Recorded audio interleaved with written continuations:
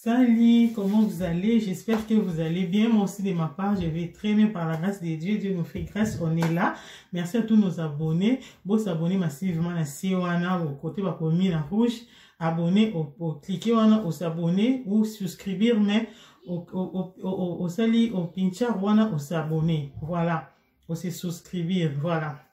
Alors, merci à vous vraiment. Alors, les lots sans plus tarder, toujours continuer. Dans série Nabicho, il y a des conseils, il y a des partages ou bien il y a des exhortations. Donc, toujours continuer. Toujours dans série Nabicho. Il y a moi les lots. N'a pas partager mon pied, tout son avis mon pied sur le thème mon copé et déranger à bateau-mini, mais mon temps encourage à l'oba moninga.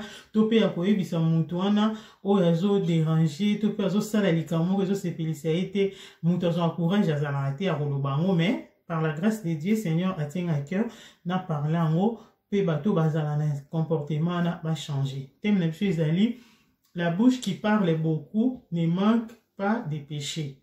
La bouche qui parle beaucoup ne manque pas de péché. Munoko oyo, elobara mingi, ezangaka, osumukate. Voilà, to prier. Seigneur, nous te rendons grâce, Père éternel. Au nom de Jésus de Nazareth, parle-nous, cher Saint-Esprit. Nous voulons t'écouter. Parle-nous à travers ta parole au nom de Jésus-Christ. Amen. Amen. Voilà. Lelo, tozu, grâce oyo, yakoyoka, munoko oyo, elobara mingi, ou la bouche qui parle beaucoup, ne manque pas de péché.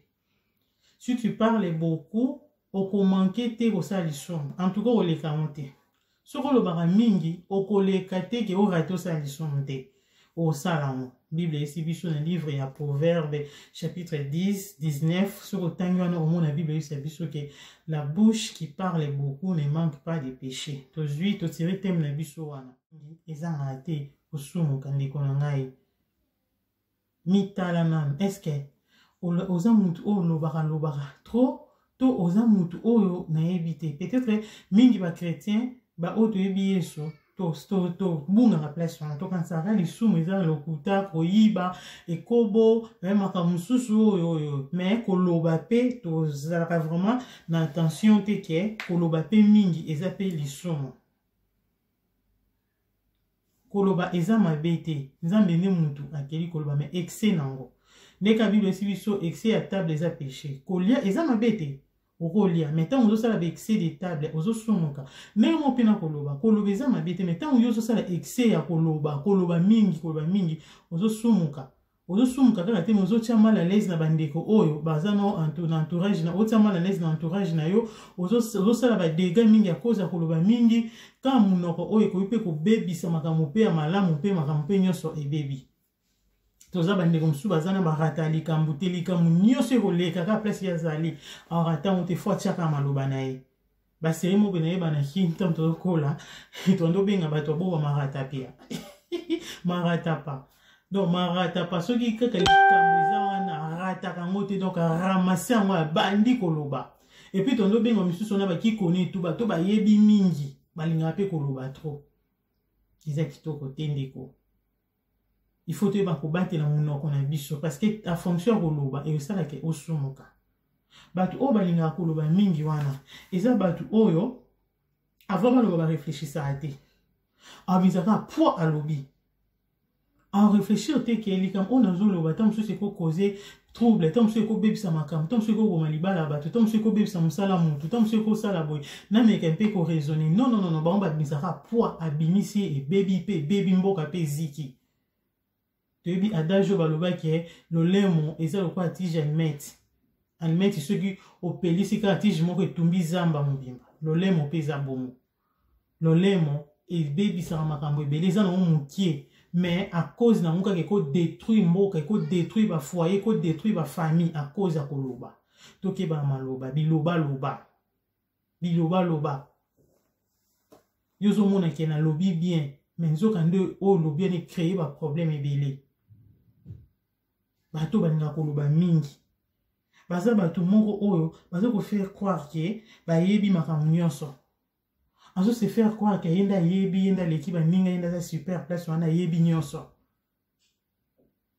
bato baloba mingi bazala bon ozo bosa ke groupe bato fandi on eza pe na bato baza très sage o baza sage koleka yo baza place wana mais bato baloba mingi ko tenir compte wana te azo loba kaka et puis baza bato maza so kaza na groupe bato ni ka voix na ende yokana ba yoka ka nde ye nde ka nde muta zo loba so muninga lingi loba o to kanga munoko fanda na wana yo yebi nini tikanga na expliquer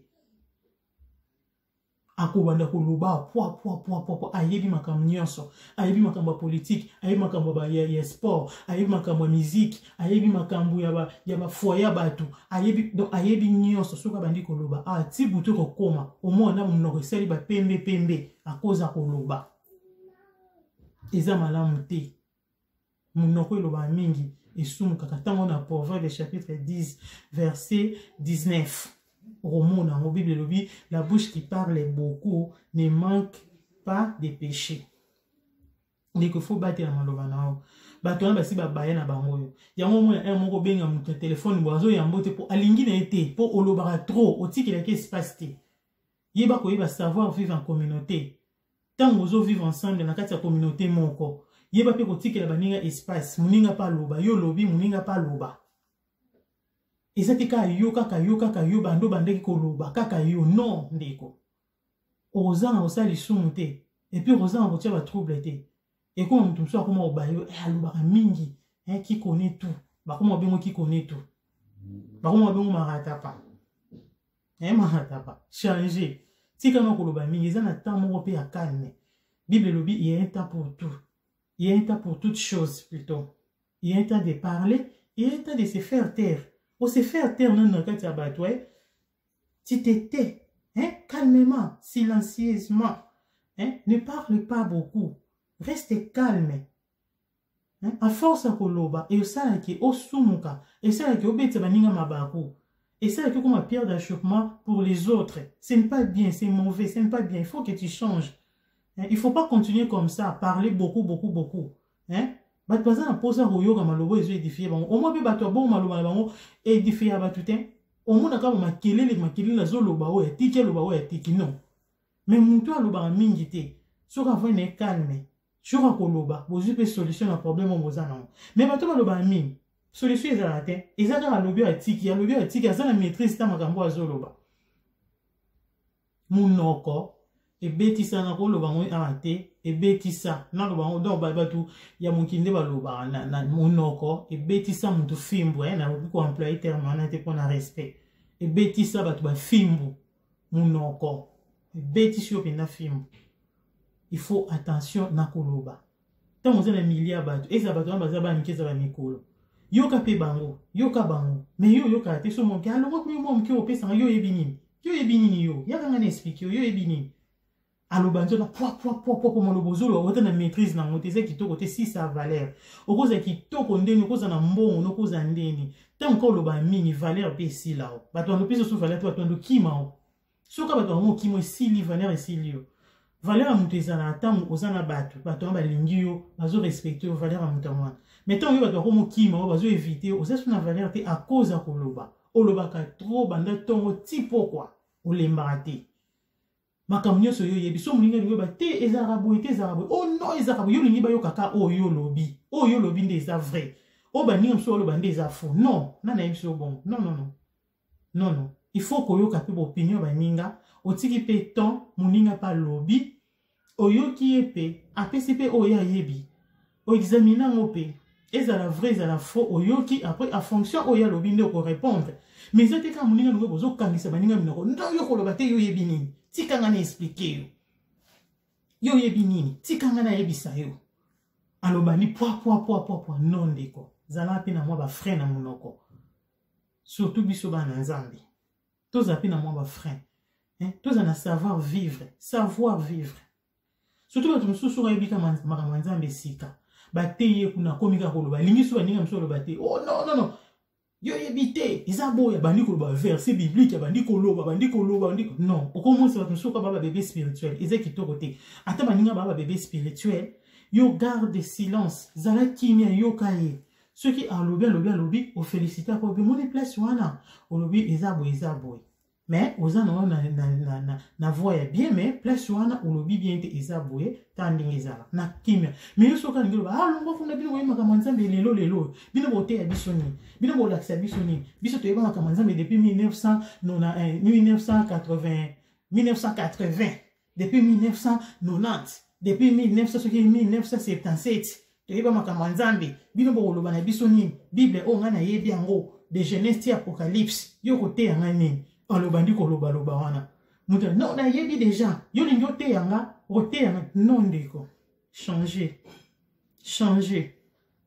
les kitoko te na makamanzambe bébé ata ye wana bébé ata ye wana yeba ndeni oswana yi po makamanzambe mukola zate mwa mukia zate nzamba kozwa bébé botami lelo lobi na nzela bébé na pesi pe message pe makamwani salami nzambe na makamanzambe koko azate jeune azate Molimo santu azete molimo santu oya bakoko molimo santu ba jeune non yeba na kotia mutu na mutu yesika na ye tango yebi likambo wana zala lokwa neti mutu yebi te zala lokwa neti mutu yebi kutu likambo ngo te yoka baninga mususu après sima nde okobinisa pe savoir na yo oyo yebi et ça très important et puis bato modèle wana balakisa karake ye azo se faire croire que se faire voir qu'il est plus intelligent que les autres. Il se fait voir qu'il est plus intelligent que les autres. Et si quand on baninga bazali, aolinga kaka l'accent que yenda yeba très intelligent, super intelligent. Non deko. Tant vous en baninga, zana mo la maîtrise. Pour ba o wana bazana bazo bate bazaba to nzamba keli ati ba mo intelligence sagesse o yozana mo ba bazana. Alors yeba na koyoka baninga nini o balo. Ko l'accepter que yondo yebi. Pour se faire croire, pour se faire voir que si tu es très intelligent, tu es super intelligent, tu connais tout, hein, les autres, bah, éviter, bah, ça, bah, con, bah, ça, bah, essentiel. Non. Tant vous en avez battu, ça, la net, c'est que yo éviter. Alors, yo, kabango, on peut apprendre, bébé. Na moment, on doit comme sage. Maintenant, yo se faire croire, qu'on faire voir, na battu, que yo, on est très intelligent. Na moment, on est sage, on est insensé. Et comment le livre Ecclésiaste, Ecclésiaste chapitre 5, verset numéro 2. Totangi, car si les songes naissent de la multitude des occupations, la voix de l'insensé s'est fait attendre dans la multitude des paroles. Voilà. Ce qui, bando te zobota ma cause à occupation ebele. Mbongo ya zoba pe eyoka na kati ya ba maloba ebele na kati ba multitude ya ba parole ba maloba ebele za na sens te. Donc ndeko ce que vous avez monté au lobaraming, vous avez qui connaît tout, yé bignon sur une apotique et baning espace te baloba, yé osa essentiel. Bible lobby, n'a la fingité, mais Bible lobby osa essentiel. Yé monté une akolobami parce que la voix de l'essentiel s'est fait attendre dans la multitude des paroles. Voix essentielle yo kana multitude dans la parole. Y'a malobe belé. Il faut changer ça qui to côté bat ba comment ko baye yo. Sur aucune personne bat baye yé qui connaît toi yé, am tamakele la ya lobara trop. Yo na milio ba lobate yo lobaka. Em su boketa si na cimetière ko kunda mutu yo zo ke ko lobaka ko tira makele le kuna. Au moins ba ko place un silence. Respecter les morts. Yo kuna mon place yo ko ganga. Et si ko ba kuna ne, et si ko ba tchabo ete, et si ko na tele matonyo o lobaka kaka, c'est pas bien changer. Parce que tant ozo loba mingi si so valeur, oza na valeur na miso côté ba baye yo, ba to no komo kima yo, changer. Pe obanda ko sumuka ka ko sumuka. Na kati ya famille basi ba yo ba yeba yo. Yo ka nde muto loba, yo nde ka muto yebi nyonso. Yo nde kaka. Kitoko te. Koloba loba likamoliki na famille koloba loba na famille kabwana à cause à koloba na yo. Zo maîtrise Saint-Esprit a songa Saint-Esprit sonanga pesanga maîtrise longola na koloba mingi tonga munoko nanga nde to ba bouche kozi. Donc tonga munoko nanga afin que na loba mingi te parce que je nazo remarqué ba dernier temps où je parlais beaucoup, je parlais trop. Ce n'est pas bien pour un enfant de Dieu de beaucoup parler. Hein? Quand l'Ecclésiaste dans chapitre 5, verset 5, ne permet pas à ta bouche de faire pécher ta chair. Ne permet pas à ta bouche de faire pécher ta chair. Qu'on permette de te monokono et soum qui s'en zoto na. c'est que monoko oyo eza na makambo mabe monoko oyo elobaka maloba mususu o soko lobi na bandeko muninga kutu apofeko beti eta mbata ke oloba misu baza bato mangala soka pesio lingala moko sentir penzo nzebe ba pasoli yo kekeke ba kati yo soka répondre lingala moko ils ont na journée na baby eza miluma bene soka animé bato modèle wana parce que molimo na nzamba za molimo douceur za molimo ote azokisa baninga na maloba a molimo kimia soko za muta mangala ngana za na mangala mabe alo batina mangala oza na démon mangala oya vandela wana pesa oza ba parole moko ya insolence hein eza bien te mangala mabe yebana ko discipliner monoko no senga molimo santo akangola monoko na wana hein okoma na maîtrise okoma koloba mukie muto aza sage aloba mukie ayoka ebele oyoka ebele olobi mukie mais muto aza essentiel aza zoba ayoka mukie alobaka mingi omoka loba makambo alobi eza na sens te zala sage na kati ya bato eza bato baza ba moins âgé que yo au plus âgé que yo yeba nini nokoki koswana bango ofandiki mozoyoka pe bango tango yoki bango tango yokoka koloba mwa maloba no ebima pe ya sagesse mais tango oza na osage te oza moto olobaka mingi oyoka moke maloba no mpe yanobimaka ya baessentiel ya buzoba kaka ya kitoko te moto abatela monoko ne azaki épargné na makambo mingi ya mabe mais moto azaka poids akweyaka mpe na mitambo ebele ya malamu te ya mabe azalaka toujours problématique omoi koto aza na binemi koto bakanelaka ye nzela wana balabala na alekaka te esika na kotaka te a cause ya maloba alobaka mingi. Il faut faire très attention to changer bandeko to changer et puis bato bongo baza bato bazala na complexe d'infériorité tellement c'est na ba complexe aomona ke bato tamso bamona ke balekinga tamsunga naza na ngelo côté bona banda ko loba mingi po ezipa moi complexe naza na ngwana omona bato bongo balobaka trop tellement ça complexe wana alinga sa siku na koloba wana asa siku neti ke abima neti ye yanke bino boza ba yuma bobimi na se yende likolo bato baza bato complexe. Oh, aoye bate ke tam susu bato na ku bazata na idée te ke omona ke bango baleki ye azanti na se non wana eza ba imagination na yemo ezo sala ke alobaka trop eza bien te ozo sala lisumu na ngoloba na mingi zana maîtrise maman msu na kati ya bandako afanda kimia te koloba na quartier msu na ndako bana kutu soka simbi koloba donc likambo eleka ete poids alobi likambo ezonga boite alobi donc eloko nyonso nzinza leka alobi eza kitoko te papa msu na millier na bango ba master hein soka simbi ba discussion ba makambo match ayebi sport makambo sport ayebi makambo ya politique ayebi makambo musique ayebi makambo nyonso ya bafoya bato bandi joueur na sala kibo te sala kibo te kombone za kibo te comme ba discussion aloba kalingika oya lingi nde bandi oya lobi nde bandima oya baninga msu bandima te donc ye kaka so za comportement bon oza essentiel bible lobi ozo loba lo bebele oza essentiel muto aloba muke aza sage